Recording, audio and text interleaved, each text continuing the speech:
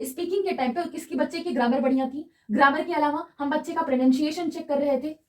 Pronunciation के अलावा हम बच्चे का कहीं ना कहीं वोकैबुलरी चेक कर रहे थे, वोकैबुलरी के अलावा हम उसकी फ्लुएंसी चेक कर रहे थे। ये सारी की सारी चीजों के बेसिस पर अलग अलग स्टूडेंट्स कौन से बिगिनिंग में आ रहे हैं,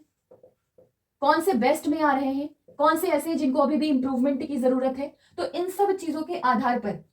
जब हम कई सारी विशेषताओं का, कई सारी कैरेक्टरिस्टिक्स का असेसमेंट करते हैं तो वो आपका रूब्रिक्स कहलाता है। याद रखिएगा, रेटिंग स्केल में आपका हम यस नो के बेसिस पर करते हैं कि हाँ बच्चे में ये पर्टिकुलर क्वालिटी प्रेजेंट है या ये पर्टिकुलर क्वालिटी नहीं प्रेजेंट है, ये चीज बच्चा कर पा रहा है कि ये चीज बच्चा नहीं कर पा रहा है, दैट्स इट। ये आपका रेटिंग स्केल होता है। अलग अलग स्केल्स के बेसिस पर किया जाता है, बच्चों को नंबर या मार्क्स वगैरह दिए जाते हैं, मतलब कि रेट दिया जाता है। आपका मार्क्स के भी बेसिस पर हो सकता है 1 से 5 के बीच में बच्चों को दिया जाएगा, कौन 1 नंबर पे है, कौन 2 नंबर पे है, कौन 3 नंबर पे है, कौन 4, कौन 5 नंबर पे है। ठीक है, रूब्रिक्स का प्रयोग हमको बच्चे का क्विक असेसमेंट करना हो तो उसके लिए अलग अलग कैरेक्टरिस्टिक्स के आधार पर हम कौन बिगिनिंग में है, कौन क्या नाम है बेस्ट कर रहा है, कौन इंप्रूवमेंट की जरूरत है, उसमें कंसीडर किया जाएगा। पोर्टफोलियो और एनेक्डोटल रिकॉर्ड सिर्फ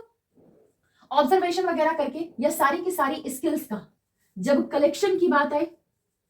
ऑब्जर्वेशन हो गया, बच्चों को आर्ट वगैरह बनवाई गई या फिर बच्चों के और भी कोई स्किल्स वगैरह थे, इन सारी की सारी चीजों का जब कलेक्शन किया जाता है, समय के साथ बच्चे की परफॉर्मेंस में कितना इंप्रूवमेंट आया इसकी बात की जाती है, तो पोर्टफोलियो होता है। और जो कुछ भी हमने ऑब्जर्वेशन किया, जो कुछ भी हमने अवलोकन किया, अवलोकन करने के बाद अगर उनमें से कोई स्पेशल चीज की गई और उसको हमने नोट डाउन कर लिया, उसको हमने अगर रिटन फॉर्म में कर दिया या फिर लिख लिया, तो वही आपका एनेक्डोटल रिकॉर्ड हो जाता है। ठीक है, तो ये आपका नॉर्म रेफरेंस, याद रखिएगा कंपैरिजन।